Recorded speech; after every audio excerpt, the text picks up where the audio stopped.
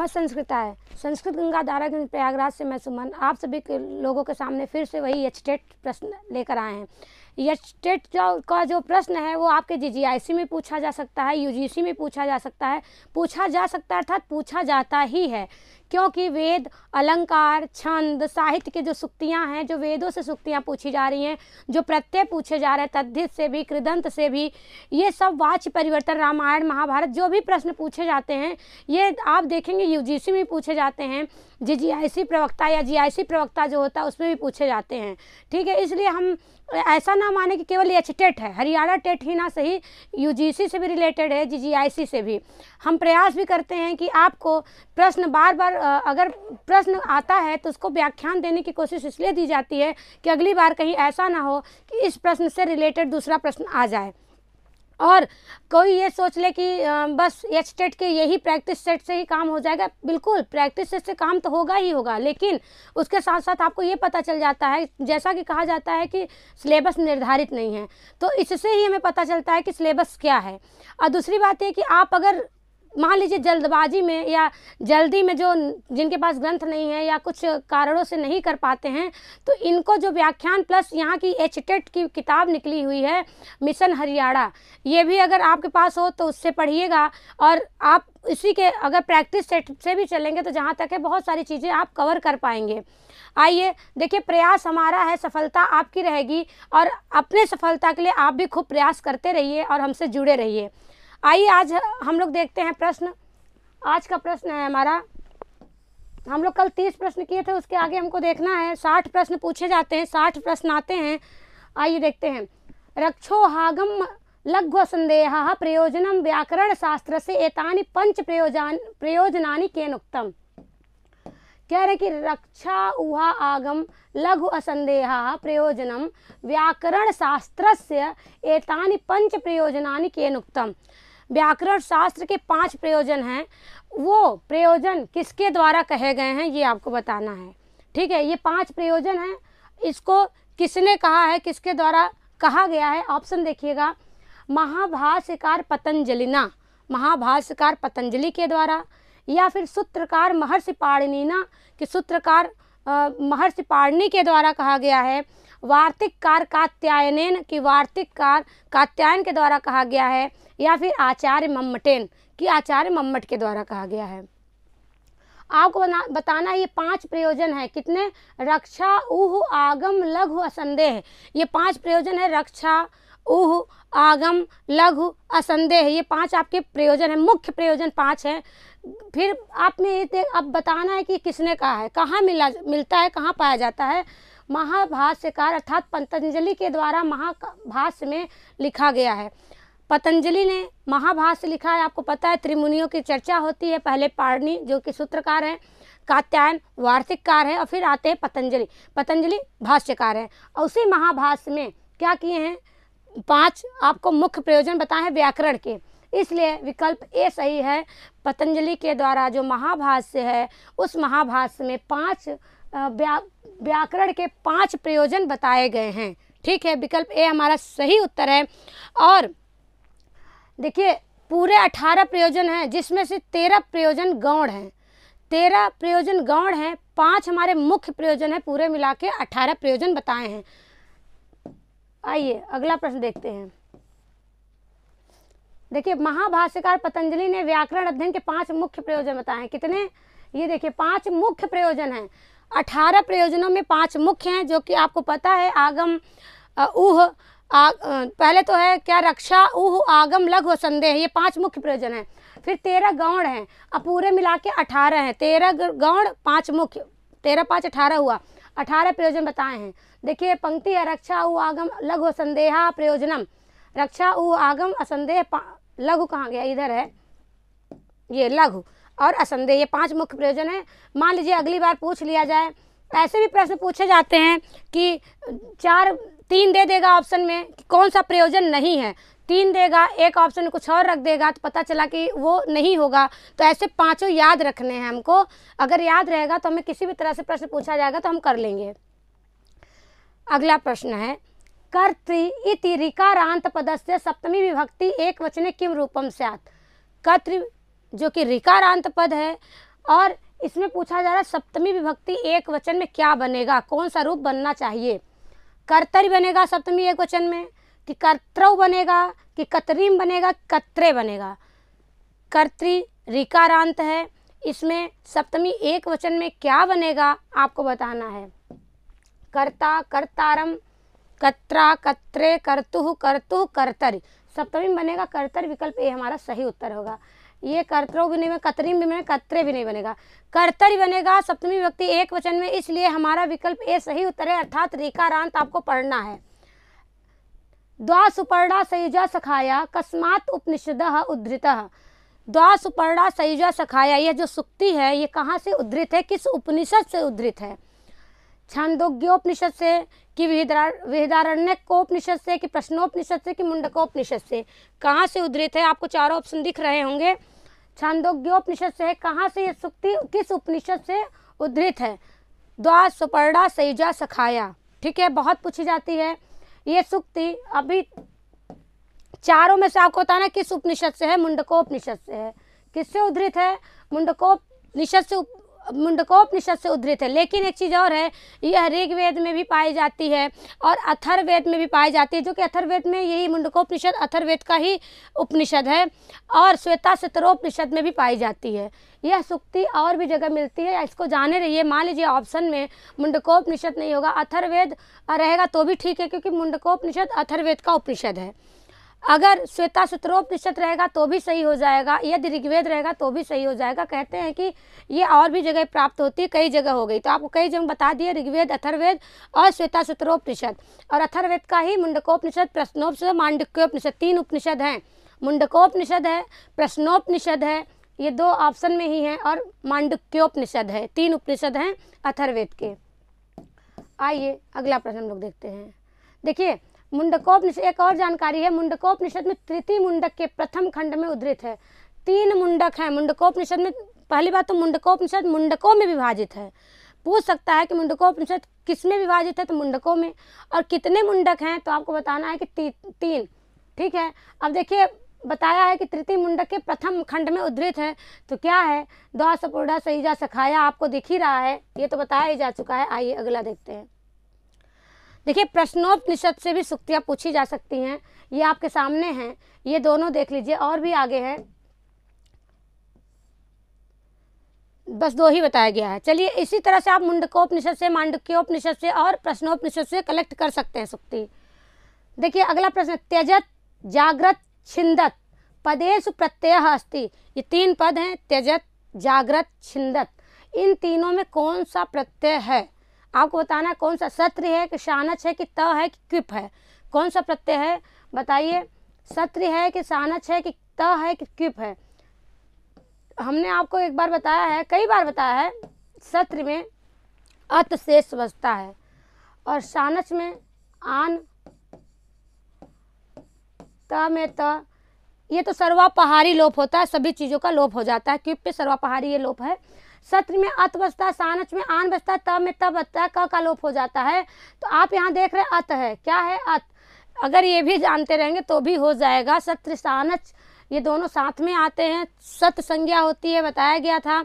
अब ये जानिए कि सत्र का अत शेष बचता है, सानच में आन और त में त, ठीक है। पहले इन दोनों को देखिए, अत शेष बचता है, तो इससे क्या पता चल रहा है, त्यजत में अत है, जागृत में अत है, छिंदत में भी अत है, इसलिए विकल्प ए हमारा सही उत्तर है। सत्र, सत्र प्रत्यय का उदाहरण है जागृत, छिंदत, त्यजत, ठीक है, विकल्प ए हमारा सही उत्तर है।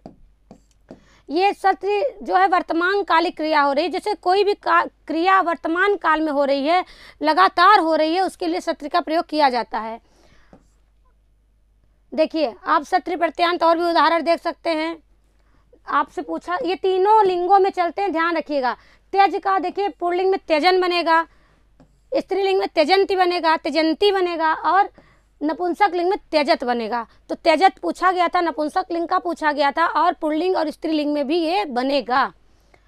बाकी आप देख लीजिए, कुछ उदाहरण आपके लायक हैं, आप इसको स्क्रीनशॉट ले सकते हैं। आइए हम लोग अगला प्रश्न देखते हैं। क्षीणः क्षीणोऽपि शशिः भूयो भूयोऽपि वर्धते नित्यं वीरं प्रसीद सुंदरी यौवनम अनिवर्ति यातम तु। इसमें पूछा जा रहा है इसमें कौन सा अलंकार है, ऑप्शन से पता चल रहा है कि इसमें कौन सा अलंकार है। आपको बताना है कि व्यतिरेक है कि अतिशयोक्ति है कि निदर्शना है कि भ्रांतिमान है। कौन सा अलंकार है, आपको दिख रहा होगा ऑप्शन सारा। क्षीण क्षीणोपि शशि भूयो भूयोपि वर्धते, वीरम प्रसिद्ध सुंदरी यौवनम अनिवर्तियातम तु। इसमें कौन सा अलंकार है, अलंकार तो बहुत ही पूछा जाता है, आप देख ही रहे हैं। व्यतिरेक अलंकार है। इसमें कौन सा अलंकार है, उपमा में उपमेय का जो आधिक्य वर्णन होता है, जहाँ पे अधिकता का वर्णन होता है वहाँ व्यतिरेक अलंकार होता है। और आप देख रहे हैं कि यहाँ व्यतिरेक है, अतिशयोक्ति नहीं है, निदर्शना नहीं है, भ्रांतिमान नहीं है, व्यतिरेक अलंकार है। देखिए व्यतिरेक उपमानाद इदन्यस्य व्यतिरेकः स एव स, आचार्य मम्मट के अनुसार ये लक्षण है। आचार्य मम्मट के अनुसार, क्योंकि विश्वनाथ ने भी साहित्य दर्पण में व्यतिरेक का लक्षण दिया है, मम्मट ने भी काव्य प्रकाश में दिया है। व्यतिरेक का जो अलंकार का लक्षण है, उपमानाद यदन्यस्य व्यतिरेकः स एव स। तो ये कहते हैं कि उपमान से उपमेय का जहाँ व्यतिरेक हो अर्थात आधिक्य बताया जाए, आधिक्य बताया जाता है, वहाँ व्यतिरेक अलंकार होता है। उपमान से उपमेय का आधिक्य वर्णन होगा, वहाँ व्यतिरेक अलंकार होगा। और यह क्षीण क्षीणोपि वियातम, तो क्या है, व्यतिरेक का उदाहरण दिखा दिया गया आपको कि व्यतिरेक का उदाहरण है। देखिए भ्रांतिमान का भी लक्षण देख लीजिए, आप स्क्रीनशॉट ले सकते हैं। मान लीजिए आपके पास नोट्स ना हो या कोई दिक्कत हो तो आप यहाँ से देख सकते हैं, उसका लक्षण है और उसके जस्ट बाद उदाहरण है, क्योंकि लक्षण या उदाहरण ही पूछा जाएगा। तो अभी लक्षण उदाहरण आप देख सकते हैं। भ्रांतिमान अन्य संवृत्तुल्य दर्शने, ये लक्षण है। कपाले मार्जारः पय इति कराल लेढ़ शशिनः, ये उसका उदाहरण है। अब देखिए अपेषु तडागेषु बहुतरम उदकम भवति कस्युक्तिः, कहते हैं कि अपेषु तडागेषु बहुतरम उदकम भवति कस्युक्ति, किस ग्रंथ की ये उक्ति है, किस ग्रंथ का ये सुक्ति है। तो आपको बताना है भवभूत के, अच्छा इसमें लेखक पूछे जा रहे हैं कि भवभूत का है कि शूद्रक ने लिखा है कि कालिदास ने लिखा है, महाकवि भास ने लिखा है। अपेषु तडागेषु बहुतरम उदकम भवति, कहते हैं कि यह कहाँ से अर्थात किस कवि के द्वारा लिखी गई उक्ति है। अच्छा ग्रंथ जानेंगे तो कवि जान लेंगे, कवि जानेंगे तो ग्रंथ जान सकते हैं। अब यहाँ आपको बताना है अपेषु, जो पीने योग्य ना हो, ऐसा क्या, उदकम जल, कहते हैं अपेषु जो पीने योग्य जल नहीं होता है, वो कहते हैं सरोवर में तालाब में बहुतरम बहुत होता है, भवत मतलब होता है, वह जल तालाब में जो पीने योग्य पानी नहीं होता, मान लीजिए बहुत गंदा होता है तो उसको कोई पीता नहीं, उसको कोई ख़त्म नहीं करता, उसमें पानी जल बहुत भरा रहता है, उसका कोई यूज नहीं होता। तो वही कहा जा रहा है। ये देखिए ये वसंत सेना चारुदत्त के गुणों की प्रशंसा करते हुए ये कहती हैं। मृच्छकटिकम की उक्ति है, सुक्ति है, जो शूद्रक ने लिखी है। मृच्छकटिकम एक प्रकरण ग्रंथ है, 10 अंकों का एक प्रकरण ग्रंथ है मृच्छकटिकम। उसके नायक हैं चारुदत्त, नायिका हैं वसंत सेना, वसंत सेना गणिका नायिका हैं और धूता उनकी पत्नी है, कुलजा नायिका है। तो कहते हैं उसमें जो है वसंत सेना चारुदत्त के गुणों की प्रशंसा करते हुए यह उदाहरण देते हुए कहती हैं, ये वसंत सेना का कथन है। हो सकता है अगली बार पूछ ले कि अपेषु तडागेषु बहुतरम उदकम भवति किसका कथन है, किसने कहा है या किस ग्रंथ में कहा गया है, तो आपको बताना है।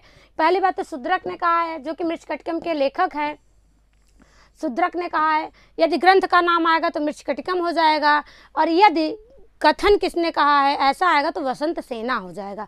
किसके लिए कहा गया है तो चारुदत्त हो जाएगा। विकल्प भी हमारा सही उत्तर है। बाकी भवभूत, कालिदास, भास वगैरह हम लोग बहुत पढ़ चुके हैं। आइए अगला देखते हैं हम लोग।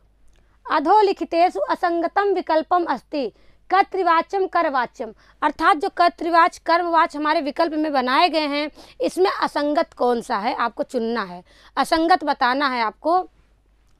अहम चंद्रमसम पश्यामि, इसका कर्मवाच सही है कि नहीं। मया चंद्रमा दृश्यते, ते माम पश्यतः ताभ्याम अहम दृश्ये, सम्यक है कि नहीं। श्रमिकाः कार्यं कृतवन्तः, श्रमिकेण कार्यं कृतं, सम्यक है कि नहीं। सह तौ पश्यति तेन तौ दृश्यते, आपको ये बताना है कि इसमें जो कर्तृवाच कर्मवाच्य है वो कौन सा विकल्प असंगत है, कौन सा विकल्प इसमें असंगत है आपको बताना है। अहम चंद्रमसम पश्यामि, देखिए कर्तृवाच कर्मवाच्य जब बनाएंगे तो अहम को हम तृतीया में करेंगे तो मया हो जाएगा। चंद्रमसम को जो कि द्वितीया का एक वचन होता है तो हमें प्रथमा में करना पड़ता है। तो चंद्रमा प्रथमा है। अब पश्यामी जो है कर्ता के अनुसार चलता है, यहाँ पे जो क्रिया होगी वो कर्म के अनुसार चलेगी। तो चंद्रमा एक वचन है तो दृश्यते भी एक वचन में हो जाएगा, दृश्यते सही है, यक प्रत्यय लग के बन जाता है दृश्य धातु से। फिर ये तो सही हो गया, इसमें कोई असंगता नहीं है, सही बना है।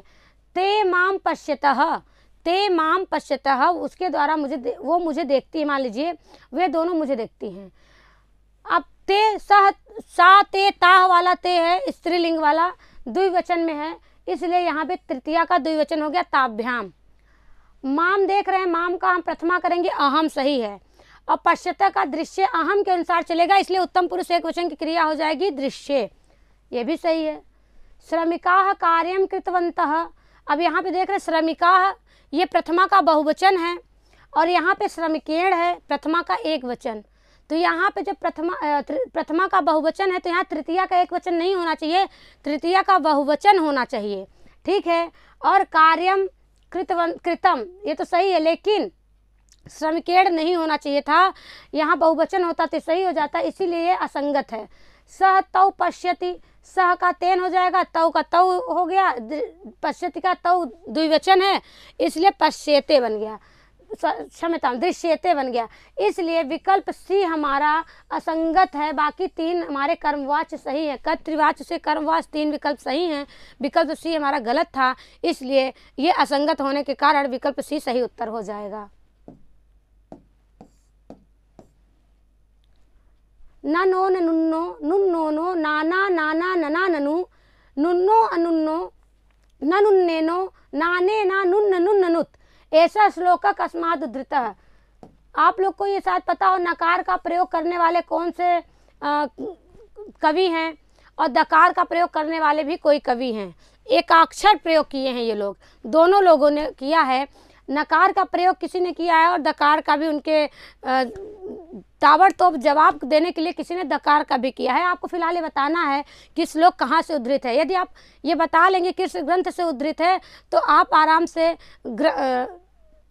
श्लोक कहाँ से उद्धृत बता लेंगे तो फिर वो लेखक का भी नाम बता लेंगे। देखिए ननो न नुन्नो जो नकार का प्रयोग किया गया एकाक्षरी प्रयोग है, ये उत्तराम चरितम से है कि 10 कुमार संभव से है कि किरातार्जुनीयम से है कि रघुवंशम से है, ये कहाँ से है आपको बताना है।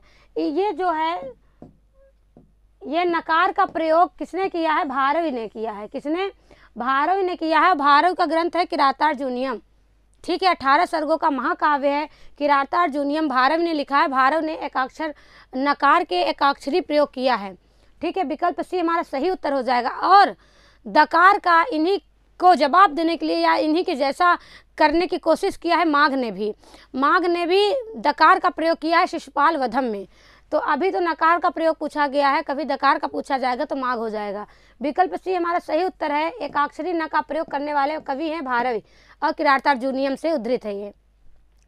हिरण्यमयन पात्रेण सत्यस्य पिहितम मुखम, यह मंत्र किस उपनिषद से प्राप्त किया गया है या किस उपनिषद से लिया गया है या किस उपनिषद में प्राप्त होता है, ठीक। प्रश्नोपनिषद में, ईशोपनिषद में, केनोपनिषद में, कठोपनिषद में, किस उपनिषद से यह प्राप्त किया गया है, लिया गया है, प्राप्त होता है, आपको बताना है।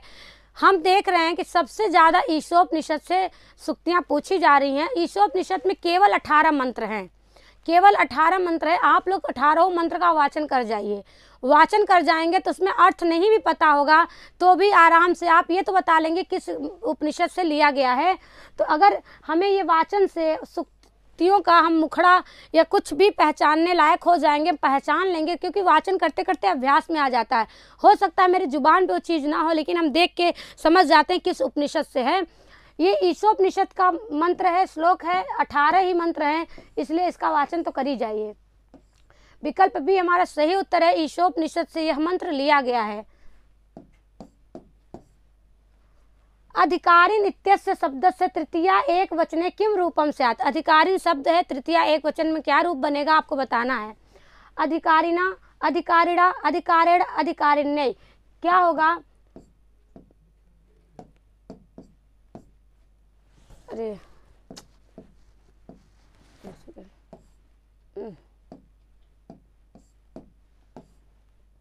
अधिकारिण इत्यस्य शब्द से तृतीया एक वचन में क्या बनेगा ये आपको बताना है। अधिकारी ये इन्नंत पद है, अधिकारिण होता है, नकार अर्थात इन्नंत पद है। और देखिए अधिकारिणा होगा कि अधिकारिणा होगा, अधिकारिण होगा, अधिकारिण नहीं होगा। ठीक है, आपको बताना है कि तृतीया विभक्ति एक वचन में क्या बनेगा, क्या बनेगा, अधिकारिणा बनेगा। विकल्प बी हमारा सही उत्तर है। अधिकारी अधिकारिण पद है, इस शब्द का तृतीया एक वचन में अधिकारिणा बनेगा। ठीक है, अधिकारिणा बनेगा। आइए हम लोग देख लीजिए, अधिकारी का अगर रूप नहीं मिल रहा हो शब्द रूप या ढूंढना पड़ेगा तो आप यहाँ देख सकते हैं अधिकारी, अधिकारिणम, अधिकारिणा, फिर देखिए अधिकारिणे, अधिकारिणः, अधिकारिणः, अधिकारिण। ठीक, फिर द्विवचन में देख लीजिए, बहुवचन में देख सकते हैं। देखिए एक चीज़ और है, अधिकारिणः, इधर भी अधिकारिणः, इधर भी अधिकारिणः, इधर भी अधिकारिणः। एक चीज़ है कि हो सकता है पूछ लिया जाए कि अधिकारिणः शब्द कहाँ कहाँ बनता है, तो आपका अगला हो सकता है अगला प्रश्न ये बन जाए कि तृतीया विभक्ति में पूछा गया, अगली बार ये पूछे कि अधिकारिणः पद कहाँ बनता है, ये शब्द कहाँ बनता है। तो 3 ऑप्शन में दे दे, प्रथमा के बहुवचन में, द्वितीया के प्रथमा के बहुवचन में दे दिया, और पंचमी और षष्ठी के एक वचन में दे दिया, और कह दिया उपयुक्त सभी, तो प्रयुक्त सभी हो जाएगा। यदि द्वितीया के बहुवचन में देगा तो भी क्या होता है, प्रथमा के बहुवचन में ही लोग कंफ्यूज होते हैं, लेकिन यहाँ प्रथमा के बहुवचन में भी, द्वितीया के बहुवचन में भी, और पंचमी षष्ठी एक वचन में भी अधिकारिणः बनता है। ये इसकी खास बात है। आइए, अधिकारी यह इन्नंत रूप पुल्लिंग का है। डुक्रिय करड़े धातु होता है, उस धातु से लोट लकार का उत्तम पुरुष एक वचन में रूप क्या बनेगा। डुक्रिय करड़े धातु होता है करने के अर्थ में, जिसमें डू का और इया का लोप होता है, क्री बचता है। और इस धातु का लोट लकार और उत्तम पुरुष एक वचन में, लोट लकार का रूप हो लेकिन उत्तम पुरुष एक वचन में क्या बनेगा। कराड़ी, करवाड़ी, करोमी, करवाड़ी। देखिए इसमें जो है थोड़ा सा ऑप्शन देखिए, यहाँ पे छोटी ही है, यहाँ बड़ी ही है। कराण भी नहीं होगा, करोमी भी नहीं है, करवाण भी नहीं, करवाण ही होगा, छोटी वाली मात्रा। विकल्प बी सही उत्तर है। ठीक है, डुक्री करड़े धातु है अर्थात क्री, डू और इया का लोप होगा, क्री शेष बचेगा। लोट लकार उत्तम पुरुष एक वचन में करवाड़ी, करवाव, करवाम बनता है, तो विकल्प बी हमारा सही उत्तर है। देखिए करोत, कुरुताम, या तो करोत कुरुताम दोनों तरह चलता है, लोट लकार में जनरली करोत मिलता है, करोत कुरुताम। फिर कुरुतात, या तो करोत या तो कुरुतात करे, करोत जनरली मिलता है। कुरुताम, कुरुवंतु, कुरु या कुरुतात, कुरुतम, कुरुत, करवाड़ी, करवाव, करवाम। आप देखिए ये थोड़ा सा अलग चल रहा है, करवाड़ी, करवाव, करवामा और करवाणी रूप उत्तम पुरुष एक वचन में पूछा गया है, और ऑप्शन में ये भी था, इसलिए मात्रा का भी विशेष ध्यान रखना है। अगर करवाड़ी आ जाएगा तो नहीं करना, यहाँ छोटी की मात्रा है, या आपको हलंत भी देखना पड़ता है कि कहाँ पे हलंत लग रहा है, कहाँ विसर्ग लग रहा है, इसलिए लिख लिख के रूप याद करना चाहिए। चाहे वो धातु रूप हो चाहे शब्द रूप हो, अगर लिख के याद करेंगे तो आपको ये पता चलेगा कहाँ अशुद्धियाँ होती है जनरली। सवाग वज्रो यजमानम हिनस्ति यथेन्द्र शत्रु स्वरतोपराधात, ऐसा उक्ति कस्मात् शिक्षा ग्रंथा संबंधा अस्ति।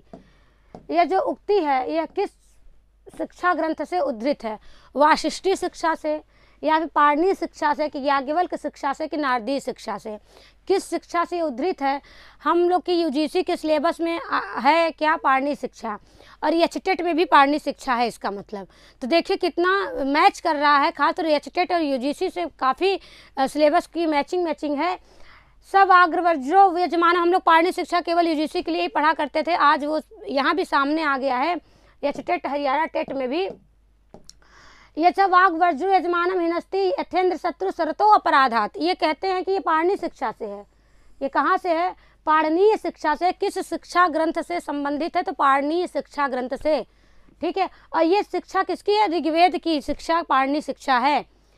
और देखिए वाशिष्ठी शिक्षा, याज्ञवल्क्य शिक्षा, नारदी शिक्षा, ये सब शिक्षा में नहीं है, केवल पाणिनीय शिक्षा में है।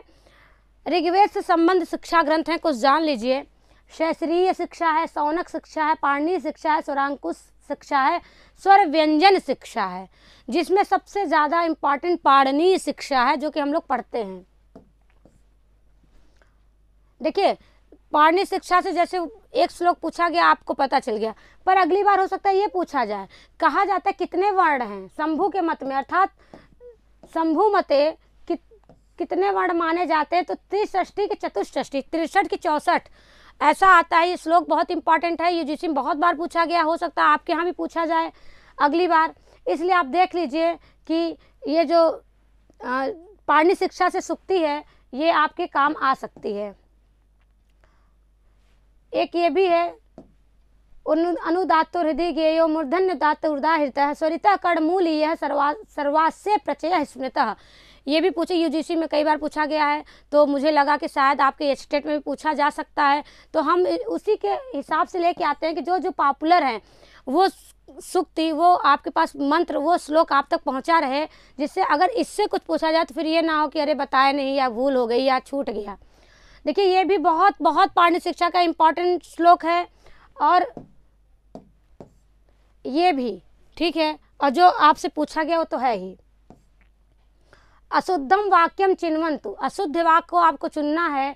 चतस्रः कन्याः चत्वारः बालकाश्च गीतम गायन्ति, 4 कन्या और 4 बालक गीत को गाते हैं। व्याघ्रः चर्मणाय द्विपीनम हन्ति, सर्वे छात्रा प्रभाते उत्तिष्ठेयुः, वसंत ऋतु सर्वेभ्यः रोचते। आपको इसमें बताना है कि अशुद्ध वाक्य कहाँ है, चुनना है। अशुद्ध वाक्य को आपको बताना है। देखिए बताइए कि संख्या अगर पता होगा तो संख्या के हिसाब से आप कर सकते हैं। देखिए संख्या में क्या है, चतस्रः कन्याः, चतस्रः कन्याः, यहाँ चतस्रः बहुवचन है ही, और कन्या भी, और चतस्रः स्त्रीलिंग है। ठीक है, ठीक है। चत्वारः पुल्लिंग है, और बालका भी पुल्लिंग है, बहुवचन है, बहुवचन है। गीतम गायंत, गीत गाते, ये तो सही है, असंगत नहीं है। व्याघ्र चर्मणाय द्विपीनम हन्ति, तो व्याघ्र चर्मणाय द्विपीनम, यहाँ चतुर्थी नहीं होनी चाहिए थी, इसीलिए असंगत है। सर्वे छात्रा प्रभाते उत्तिष्ठेयुः, सभी छात्र प्रभात में उठ जाते हैं, सुबह भोर में उठ जाते हैं, उठ जाना चाहिए। वसंत ऋतु सर्वेभ्यः रोचते, रुच अर्थ के वजह से यहाँ सर्वेभ्यः हो गया, चतुर्थी हो गई है, इसलिए ये भी सही है। सर्वे छात्रा प्रभाते उत्तिष्ठेयुः, ये भी वाक्य सही है। व्याघ्र चर्मणाय द्विपीनम हन्ति, यही गलत है, असंगत है, क्योंकि चर्मण ही होना चाहिए था। ये सप्तमी सूत्र का उदाहरण है, क्योंकि निमित्तात् कर्म योगी वार्तिक है, उसका उदाहरण है। व्याघ्र चर्मणाय द्विपीनम हन्ति ना होके चर्मण ही होता तो ये भी सम्यक हो जाता, असंगत हो जाता, सत्य हो जाता। चर्मण ही होता तो चर्मण सप्तमी एक वचन में बनता, ये चर्मणाय चतुर्थी एक वचन में बना है, इसलिए ये असंगत है, गलत है। इसलिए अशुद्ध वाक्य को चुनना है तो विकल्प भी हमारा अशुद्ध है।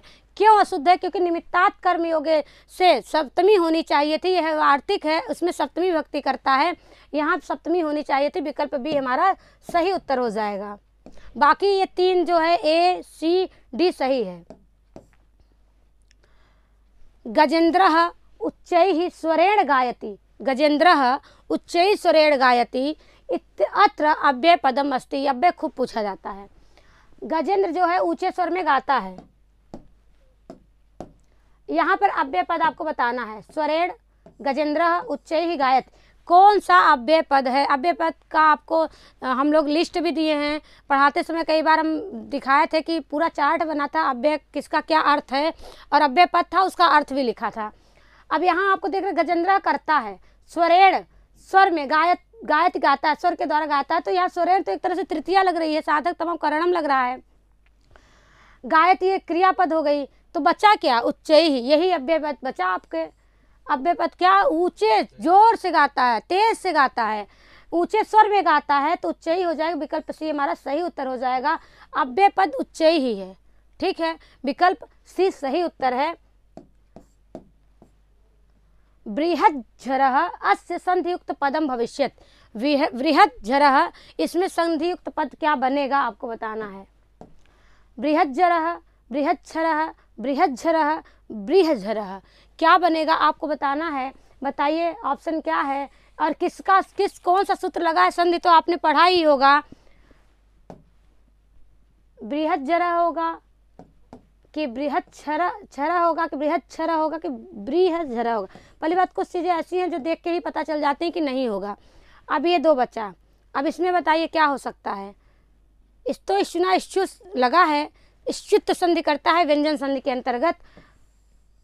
देखिए स का या त का, तवर्ग का, स का तवर्ग का, श या चवर्ग से, यहाँ च बनाइए। देखिए दंती सकार हो, दंती सकार हो और तवर्ग हो, दंती सकार के साथ तवर्ग आना चाहिए, अशा के साथ चवर्ग होता है तालव्य सकार के साथ। ये चाहे पूर्व में आए चाहे बाद में आए, आगे आए या पीछे आए, तो क्या कहेंगे, अगर स रहेगा तो क्या होगा, तालव्य स हो जाएगा। अगर दंती स है तो तालव्य स हो जाएगा, और यदि तवर्ग है तो चवर्ग में बदल जाएगा। ठीक है, तो यहाँ पे आप देख रहे हैं बृहत झरह हो जाएगा, तो द आपके तवर्ग में है कि नहीं, त थ द है, इसीलिए चवर्ग में बदला जाएगा। तो द तृतीय वर्ण है, तो वही च छ ज, तो द की जगह ज हो जाएगा हलंत। इसीलिए यहाँ पे देखिए आधा ज है, इधर झरह भी है, इधर बृहत है, इधर द को ही क्या हुआ है, ज हो गया है, तो बृहत झरह बना है। ठीक है, बहुत डिटेल यहाँ नहीं किया जा सकता, आप संधि पढ़ेंगे तो समझ जाएंगे, पर तो चुना इश्चू लगा है, विकल्प सी हमारा सही उत्तर है। ये देखिए ये गलत है, तो चुना इश्चू है, तवर का वर्ण है, चवर का वर्ण है। देखिए ज को ही च हो गया है, शॉर्टकट बताया गया, छोटे में बताया गया है। विकल्प फिलहाल वो सही है, तो चुना लगा ही है। आइए, अनाघ्रातम पुष्पम किसलय मलूनम कर रुहै पंक्तौ किम छंदः। अनाघ्रातम पुष्पम किसलय मलूनम कर रुहै में कौन सा छंद है आपको बताना है। प्रहर्षिणी है कि हरिणी है कि शिखरणी है कि मालिनी है, कौन सा छंद है। यदि आपको लय आता है, गाना आता है तो आप कर ही लेंगे, अगर गढ़ भी आते हैं तो भी आप कर लेंगे, अक्षर को पता होगा कितने वर्ड होते हैं किन छंद में, तो भी कई बार बताया जा चुका, कई बार आपको एक तरह से नोट्स का पैकेज भी दिया जा चुका है।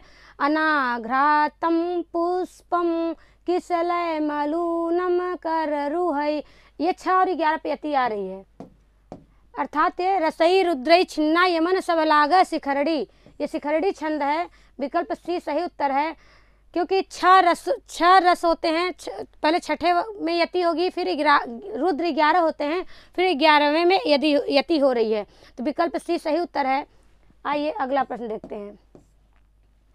वेदांगेषु काल विधायक वेदांगम अस्ति, ये सवाल इसके पहले भी पूछा जा चुका है।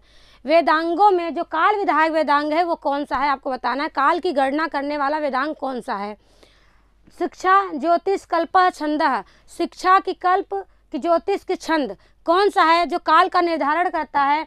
ज्योतिष, ज्योतिष ही ऐसा है, 6 वेदांगों में ज्योतिष ऐसा है जो ग्रह नक्षत्र काल निर्धारण सब कुछ को बताता है। ठीक है, विकल्प भी हमारा सही उत्तर है। ज्योतिष काल की गणना करता है, बताने वाला है, राशिफल और जो कुंडली आदि बनता है किससे बनता है, सब कुछ ज्योतिष के अनुसार ही बनता है। विकल्प भी हमारा सही उत्तर है।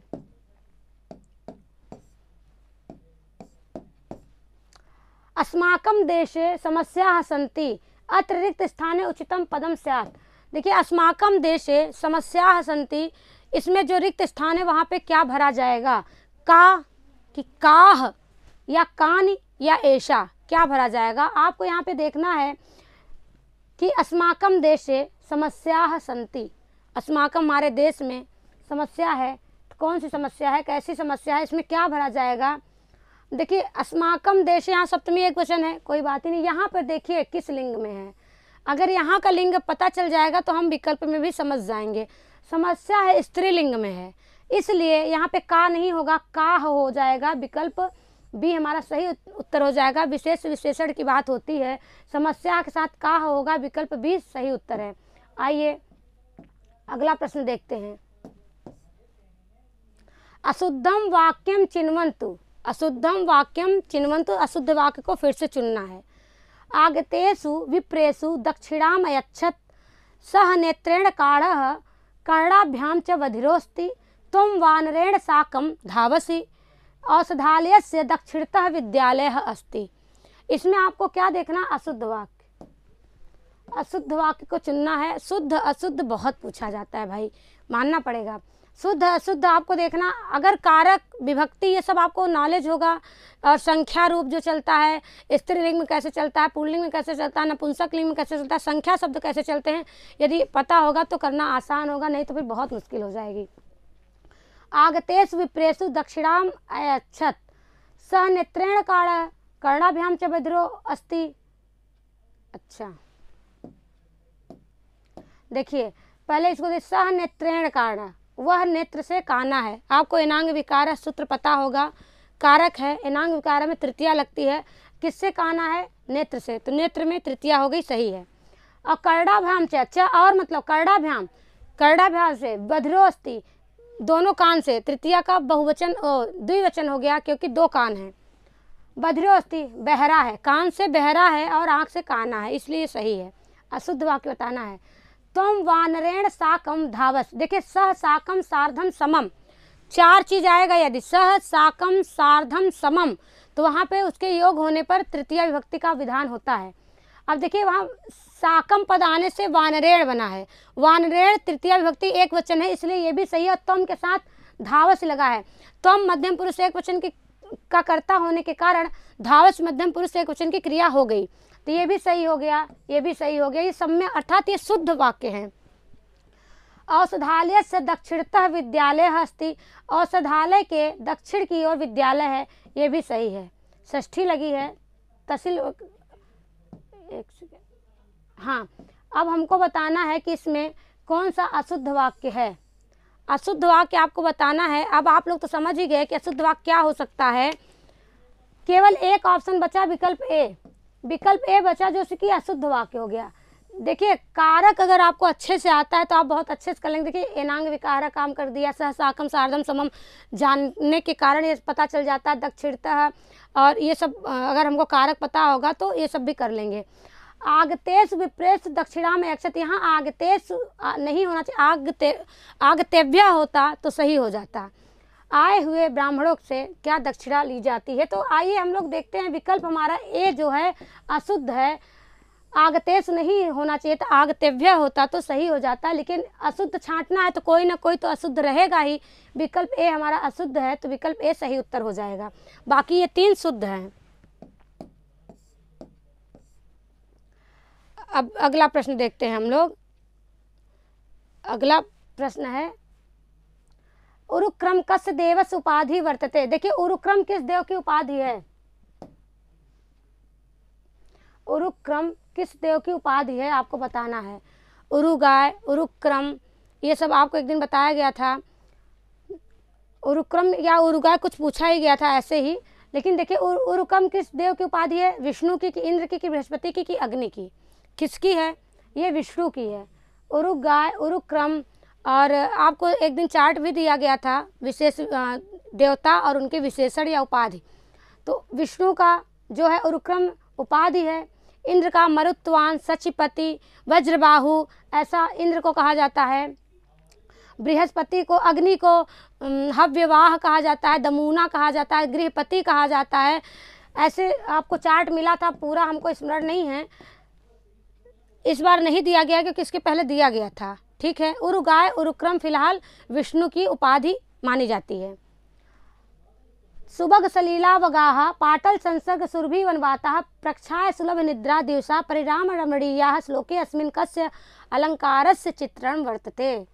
इसमें भी अलंकार पूछा जा रहा है कि इस श्लोक में कस्य कौन सा अलंकार चित्रित किया गया है, बताया गया है। अर्थांतरन्यास के स्वभावोक्ति की श्लेष के रूपक, कौन सा अलंकार बताया गया है? सुभग सलीला वगाहा पाटल संसर्ग सुरभि वनवाता प्रक्षाय सुलभ निद्रा दिवसा परिणाम रमणीय। यह जो श्लोक है इसमें अलंकार बताना है। अर्थांतरन्यास की, स्वभावोक्ति ही की, श्लेष के रूपक, अलंकार आपको बताना है। इसमें अलंकार है हमारा स्वभावोक्ति, स्वभावोक्ति अलंकार है। विकल्प बी हमारा सही उत्तर है कि जहाँ पे स्वाभाविक रूप से कोई चीज़ का वर्णन किया जाता है वहाँ पर स्वभावोक्ति अलंकार होता है। आइए शीघ्रता करेंगे क्योंकि अगली क्लास है। देखिए काव्य प्रकाशकार ने स्वभावोक्ति का लक्षण दिया, स्वभावोक्ति डिम्बादे स्वक्रिया रूप वर्णनम, और अर्थांतरन्यास का भी देखिए लक्षण दिया गया। ये स्क्रीनशॉट ले लीजिए, आगे पढ़ने काम आएगा। श्लेष अलंकार को भी देख लीजिए और रूपक अलंकार को भी देख लीजिए क्योंकि लक्षण ही पूछा जाता है और उदाहरण पूछा जाता है जो कि आपके सामने है। अगला प्रश्न है विनश्यत्याशु अस्मिन् पदे कह संधि। इसमें कौन सी संधि है आपको बताना है। दीर्घ संधि, यण संधि, वृद्धि संधि, गुण संधि। अगली क्लास है सीटेट की, इसलिए हमें जल्दी करना पड़ेगा। विनश्यासु में देखिए विनश्यति यण संधि है, विनश्यति करेंगे इधर से और उधर से आशु करेंगे तो हो जाएगा क्या, ई की जगह पे यह हो जाएगा और यहाँ पे देखिए यह दिख रहा है, इसलिए यण संधि हो जाएगी। यण संधि इको यण सूत्र है। दीर्घ संधि का अक सवर्ण दीर्घ सूत्र है और वृद्धि संधि का विद्रा दैज गुण संधि का आदेंग गुण है। ठीक है, विकल्प भी हमारा सही उत्तर है। आइए अगला प्रश्न देखते हैं। असंगतम विकल्पम अस्ति, असंगत विकल्प बताना है। कादम्बरी बाणभट्ट ने लिखी है कि नहीं, शिवराज विजय अंबिका दत्त भट्टाचार्य ने लिखी है कि नहीं, नागानंदम हर्षवर्धन ने लिखी है कि नहीं, वासव दत्ता सुबंध की रचना है कि नहीं। आपको बताना है। देखिए कादम्बरी भी सही है, नागानंद भी सही है, वासव दत्ता गद्य काव्य सुबंध ने लिखी है, एकदम सही है। कादम्बरी कथा है, बाणभट्ट ने लिखी है, यह भी एक गद्य काव्य, ये भी सही है। नागानंद हर्षवर्धन की लिखा हुआ ग्रंथ है, ये भी सही है। विकल्प बी हमारा गलत उत्तर है, क्योंकि अंबिका दत्त तक ठीक था, लेकिन अंबिका दत्त व्यास नाम है, अंबिका दत्त भट्टाचार्य नहीं नाम है, भट्टाचार्य नहीं नाम है, इसलिए अंबिका दत्त व्यास होता तो सही होता। यहाँ पे अंबिका दत्त भट्टाचार्य है, इसलिए विकल्प भी सही उत्तर हो गया, क्योंकि शिवराज विजय उपन्यास है, ऐतिहासिक उपन्यास है, शिवराज अंबिका दत्त व्यास ने लिखी है। विकल्प भी हमारा सही उत्तर है। आइए अगला प्रश्न देखते हैं। व्रजन्ति ते मूढ़धिय पराभवम भवन्ति माया विषयेन मायिनः सूक्ति कस्मात् ग्रंथात् उद्धृता अस्ति। यह जो सूक्ति है यह कहाँ से उद्धृत है, किस ग्रंथ से उद्धृत है? रघुवंशम से, किरातार्जुनीयम से, नीति शतकम, महाभारत से। किस ग्रंथ से उद्धृत है तुमको बताना है कि किरातार्जुनीयम से उद्धृत है। द्रौपदी ने यह कथन को कहा है। द्रौपदी ने युधिष्ठिर से कहा है कि आप ऐसे सीधे बने रहेंगे। वो बहुत गुस्सा करती, जब बनेचर आता है सारी बात बताता है तो द्रौपदी के पास आते हैं युधिष्ठिर, और वहाँ पे युधिष्ठिर से द्रौपदी उनको एक तरह से कहती हैं, जोश लाती हैं कि सठे साठम समाज है, सठता के साथ सठता जैसा ही व्यवहार करना चाहिए। तो वही बताया जाता है कि जो लोग मायावियों के साथ मायापूर्वक व्यवहार नहीं करते हैं वो लोग क्या होते हैं, वो हमेशा दुख को ही प्राप्त होते हैं। विकल्प भी हमारा सही उत्तर है, द्रौपदी ने कहा है किरातार्जुनीयम में। आइए अगला प्रश्न देखते हैं। भगवत इति शब्दस्य भगवतः एतत् रूपम कुत्र न भविष्यत्। भगवत जो है यह शब्द है, भगवतः यह जो रूप है कहाँ नहीं बनेगा? द्वितीया बहुवचन में कि पंचमी एक वचन में कि षष्ठी एक वचन में, चतुर्थी बहुवचन में, कहाँ नहीं बनेगा? भगवतः शब्द को बताना है कि कहाँ नहीं बनेगा। अगर इसके पहले भी पूछा गया है कि भगवतः जो है, देखिए चतुर्थी में नहीं बनेगा, चतुर्थी के बहुवचन में नहीं बनेगा, क्योंकि द्वितीया के बहुवचन में बनेगा, पंचमी के, षष्ठी पंचमी में तो जनरली बनता ही है एक ही जैसा, द्वितीया के बहुवचन में बनेगा, चतुर्थी के बहुवचन में नहीं बनेगा। विकल्प डी हमारा सही उत्तर है। देखिए भगवान, भगवंतम, भगवता, भगवते, भगवता, भगवतः, भगवती। ठीक है, तो आप देख लीजिए कि द्वितीया में बन रहा है भगवतः, पंचमी में बन रहा है और षष्ठी में बन रहा है, चतुर्थी में नहीं बन रहा है। चतुर्थी में देखिए भगवते बन रहा है, इसलिए विकल्प हमारा चतुर्थी वाला गलत होगा। अगर पूछा जाए तो क्या भगवता द्वितीया के बहुवचन में बनेगा, पंचमी के एक वचन में, षष्ठी के एक वचन में बनेगा। अर्थे सत्यर्थ भिन्ना नाम वर्णा नाम सा पुनः श्रुति, आगे है डैश डैश डैश। कौन सा अलंकार का लक्षण है आपको बताना, किस अलंकार का लक्षण है? अर्थे सत्यर्थ भिन्ना नाम वर्णा नाम सा पुनः श्रुति, आगे आपको बताना है यमक का है कि श्लेष का है कि अनुप्रास का है कि उपमा का है। किसका लक्षण है? अर्थे सत्यर्थ भिन्ना नाम वर्णा नाम सा पुनः श्रुति यमकम।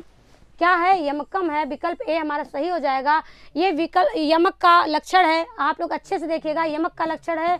इसके पहले यमक नहीं पूछा गया है, इस बार पूछा गया है। यमक अलंकार का आचार्य मम्मट के अनुसार लक्षण है अर्थे सत्यर्थ भिन्ना नाम वर्णा नाम सा पुनः श्रुति यमकम। फिर इसका उदाहरण हमने दिखाया, क्योंकि लक्षण उदाहरण पूछा जाता है। नव पलाश पलाशवनम पुरा स्फुट पराग परागत पंकजम मृदुलतांत लतांत मलको मलोक यस्य सुरभिम सुरभि सुमनो भरई। यह उदाहरण है, पूछा जा सकता है। ये देखिए अनुप्रास का उदाहरण है, ये अनुप्रास का लक्षण नहीं है। वर्ण श्यामम अनुप्रासः, वर्ण श्यामम अनुप्रासः ये इसका लक्षण है और ये उदाहरण है, अनुप्रास का उदाहरण है। उपमा अलंकार का साधर्मम उपमा भेदे, ये लक्षण है। रैवतक पर्वतः कस्याम कृतौ चित्रितम अस्ति। रैवतक पर्वत का वर्णन किस ग्रंथ में किया गया है? रैवतक का पर्वत का वर्णन नैषधि चरितम में किया गया है कि रघुवंशम में किया गया है कि शिशुपाल वधम में किया गया है कि किरातार्जुनीयम में किया गया है? देखिए विकल्प नैषधि चरितम में है कि रघुवंश में, शिशुपाल में, किरात में। शिशुपाल वधम में रैवतक पर्वत का वर्णन किया गया है। विकल्प सी हमारा सही उत्तर है। हाँ, किरातार्जुनीय में इंद्रकील का वर्णन किया गया है। रैवतक पर्वत का वर्णन शिशुपाल में। हो सकता है अगली बार किरातार्जुनीय में पूछ ले कि इंद्रकील पर्वत का वर्णन कहाँ प्राप्त होता, तो किरातार्जुनीय में प्राप्त होता है। नल दमयंती की कथा नैषधि चरितम में प्राप्त होती है, वहाँ हंस की अपनी कुछ व्यथा है। और रघुवंशम में दिलीप और राजा दिलीप और सुदक्षिणा रानी सुदक्षिणा की बात होती है। दशरथ आदि का रघुवंश की पूरी कथा है रघुवंशम में। अगला प्रश्न है त्रिशब्दस्य स्त्रीलिंगे द्वितीया बहुवचने रूपम भवत। त्रिशब्द है, स्त्रीलिंग में द्वितीया बहुवचन में क्या बनेगा? त्रीन, त्रिशिन, तिसरी, तिसरह। क्या बनेगा? तिसरह बनेगा। स्त्रीलिंग में पूछ रहा है, इसलिए विकल्प डी सही है। तिसरा रूप बनेगा, त्रीन में नहीं बनेगा। त्रीन पुल्लिंग में बनता है, तिसरीन बनता ही नहीं है, तिसरी भी नहीं बनता। विकल्प डी हमारा सही उत्तर है। देखिए ये बहुवचनांत रूप होते हैं, बहुवचनांत ही चलते सब।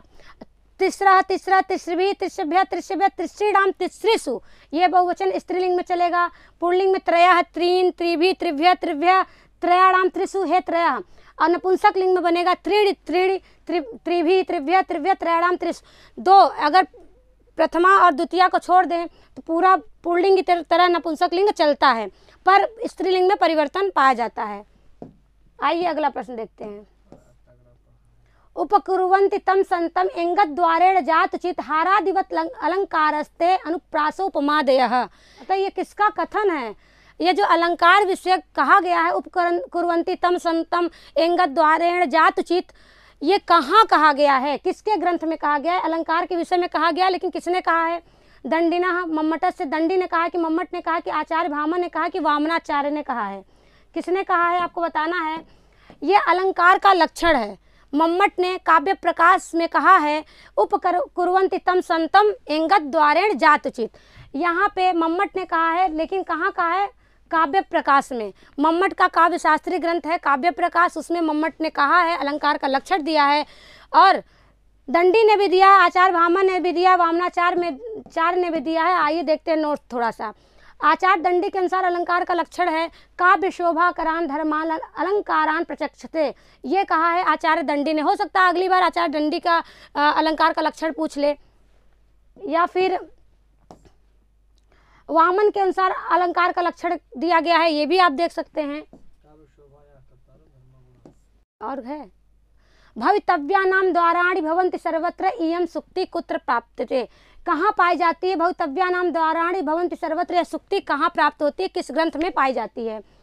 मृच्छकटिकम में कि नैषधि चरितम में, या फिर विज्ञान शाकुंतलम में कि रघुवंशम में? कहाँ पाई जाती है आपको बताना है। यह विज्ञान शाकुंतलम की सूक्ति है और राजा दुष्यंत कहता है। अभिज्ञान शाकुंतलम की सूक्ति है, राजा दुष्यंत कहता है। विकल्प सी हमारा सही उत्तर है। बहुत समय नहीं है क्योंकि अगली कक्षा सीटेट की होने वाली है। सब लोग आके खड़े हो गए हैं, इसीलिए और हड़बड़ाहट हो रही है। फिलहाल आज इतना ही। नमः संस्कृताय।